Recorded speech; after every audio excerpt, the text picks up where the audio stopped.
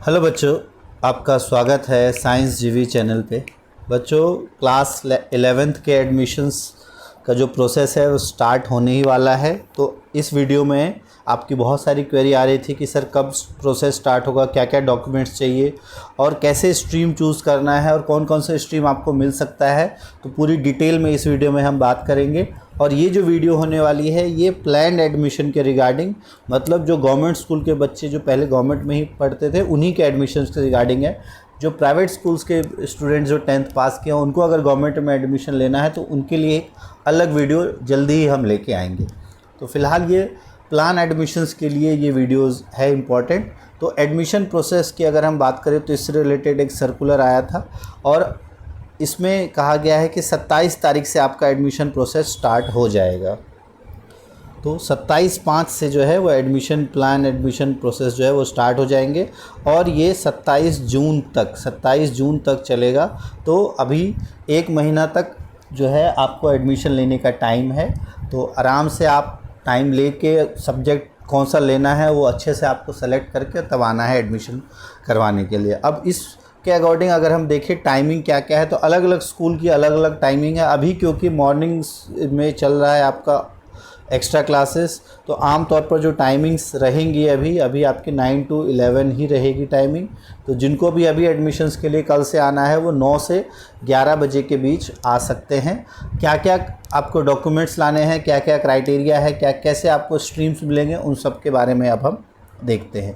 तो इस टेबल को आप बड़े ध्यान से देख लो, ठीक है। इसमें आपके मार्क्स जो है ये ओवरऑल मार्क्स होने चाहिए जो आपके टॉप 5 सब्जेक्ट्स हैं। ये ध्यान रखना है। इसमें आपके जो एक्स्ट्रा सब्जेक्ट्स हैं, अगर आपके पास 7 सब्जेक्ट थे और आप सातों में पास हो गए हो तो सिर्फ जो आपके मेन 5 सब्जेक्ट्स हैं उन्हीं के एग्रीगेट देखे जाएंगे। ये ध्यान रखना आप।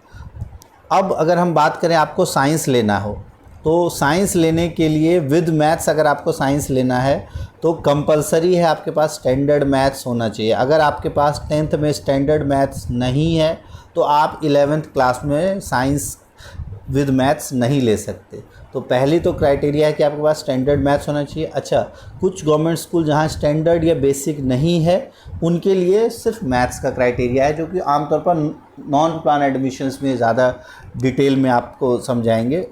क्योंकि दिल्ली के अधिकतर गवर्नमेंट स्कूल्स में प्लान्ड एडमिशन्स में स्टैंडर्ड और बेसिक में क्लास 9th में ही आपको डिवाइड कर दिया गया था। तो जिनके पास भी क्लास 10th में स्टैंडर्ड मैथ्स था वही साइंस विद मैथ्स ले सकते हैं।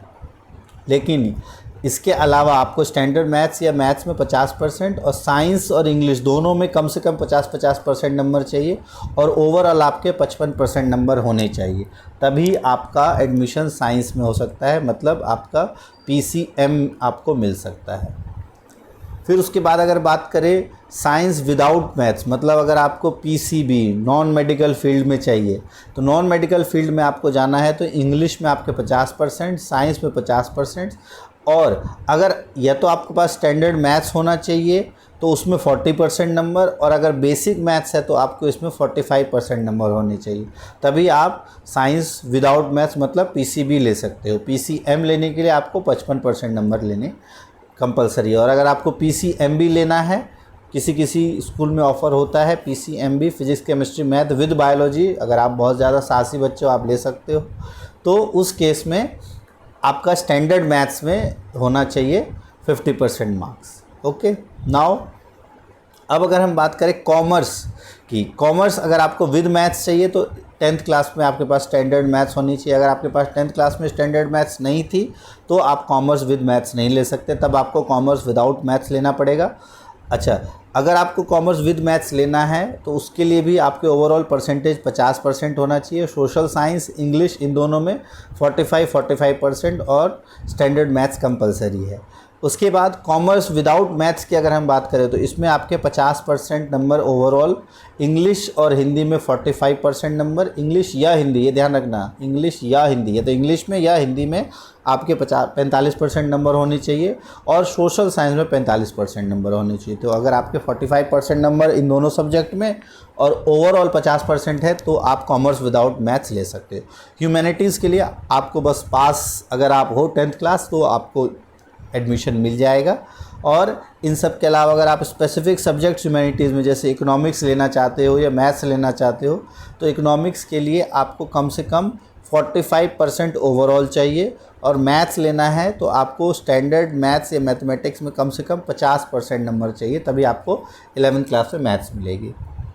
और ये जो सारे मार्क्स है इन सब में 5% का रिलैक्सेशन जो है वो जो रिज़र्व कैटेगरी है like SC ST minorities OBC जो दिल्ली के NCL वाले हैं उनको, और इन सब को, और किसी का अगर फर्स्ट सेकंड थर्ड पोजीशन आया नेशनल गेम्स में तो उन सब को 5% का रिलैक्सेशन जो सब्जेक्ट मेंशन है, ये जो यहाँ सब्जेक्ट मेंशन है इसमें दिया जाएगा। और स्पेशली एबल्ड स्टूडेंट को 5% का रिलैक्सेशन सारे सब्जेक्ट्स में मिलेगा। ठीक है, तो ये तो था आपका एडमिशन क्राइटेरिया कि आपको कौन सा फिल करना है और कैसे होना है। तो अगर हम देखें आपके क्या क्या प्रोसेस है, तो सबसे पहले आपको एक ऑप्शन फॉर्म भरा जाएगा, साथ के साथ एक फॉर्म आपको स्कूल से मिलेगा जो करंट स्कूल है उसमें आपको एक ऑप्शन फॉर्म मिलेगा जिसमें आपको कौन सी स्ट्रीम लेनी है वो आपको भरना होगा, और उसके बाद आपको उसके अकॉर्डिंग अपना स्ट्रीम सेलेक्ट करना है। आपके मार्क्स के अकॉर्डिंग आपके मार्क्स वेरीफाई होंगे और स्ट्रीम सेलेक्ट उसके अकॉर्डिंग आप कर पाओगे। अब अगर हम बात करें डॉक्यूमेंट्स क्या क्या चाहिए, तो ये बहुत इंपॉर्टेंट हो जाता है कि आपको डॉक्यूमेंट्स क्या क्या चाहिए। अच्छा, ऑप्शन फॉर्म अगर आप देखना चाहो, इस तरह का कुछ ऑप्शन फॉर्म होता है जहाँ पे आपको अपना date, name of student, ID, class 10th का CBSE बोर्ड रोल नंबर और चॉइस ऑफ स्ट्रीम, आप कौन सी स्ट्रीम चुनना चाहते हो, और स्पेसिफिक आपके जो सब्जेक्ट्स हैं ओवरऑल परसेंटेज, ये फॉर्म आपको स्कूल से मिल जाएगा और वहाँ पर आपको फिल करना है। अब अगर हम बात करें डॉक्यूमेंट्स की, तो डॉक्यूमेंट्स में आप ध्यान से समझ लो, ज़्यादा डॉक्यूमेंट्स नहीं चाहिए आपको, 2-3 डॉक्यूमेंट्स ही चाहिए, तो बहुत ज़्यादा टेंशन नहीं है। सबसे पहला आपको passport size photo, 3 passport size photo आपके पास होनी चाहिए। और ये जो 3 पासपोर्ट साइज़ फ़ोटो है वो आपकी ब्लैक एंड वाइट फ़ोटोग्राफ होनी चाहिए। ठीक है, और ब्लैक एंड वाइट फ़ोटोग्राफ के साथ आपका नाम और जो जिस तारीख में फ़ोटो खिंचवाई गई है, ठीक है, जैसे आज अगर आप फ़ोटो खिंचाते हो तो उस पे आएगा आपका 26 में, कर लेते हो तो 27 में, तो black and white photograph with name and date ये आपका कंपलसरी है, क्योंकि CBSE के रजिस्ट्रेशन में ये चाहिए होता है, तो ये आपका कंपलसरी है black and white photograph with name and date. उसके बाद दूसरा जो डॉक्यूमेंट्स आपको चाहिए वो है आपका क्लास 10th का मार्कशीट, जो अभी आपकी ऑनलाइन मार्कशीट आई है उसकी आपको एक कॉपी सबमिट करनी है। तो क्लास 10th ऑनलाइन मार्कशीट की एक कॉपी, तो ये आपको एक सबमिट करना है क्लास 10th ऑनलाइन मार्कशीट। और तीसरा आपको 300 रुपये देने हैं फॉर CBSE रजिस्ट्रेशन। तो CBSE रजिस्ट्रेशन फ़ीस जो है वो 300 रुपीज़ है, तो CBSE की रजिस्ट्रेशन फ़ी भी आपको साथ के साथ ही सबमिट करनी है। तो 3 पासपोर्ट साइज़ फ़ोटो, 10th के ऑनलाइन मार्कशीट की कॉपी और 300 रुपये CBSE रजिस्ट्रेशन फ़ीस, ये 3 चीज़ें आपको देनी है। और बस आपको एडमिशन प्रोसेस जो अब स्टार्ट हो चुका है, और अलग अलग स्कूल में टाइमिंग्स अलग अलग है। आमतौर पर 9 से 11 बजे आपको आना है स्कूल में, और ये सारे डॉक्यूमेंट्स लेके और आपका एडमिशन होगा। और आपको ऑप्शन फॉर्म जो दिया जाएगा उसमें मैंने बता दिया आपको सेलेक्ट करना है।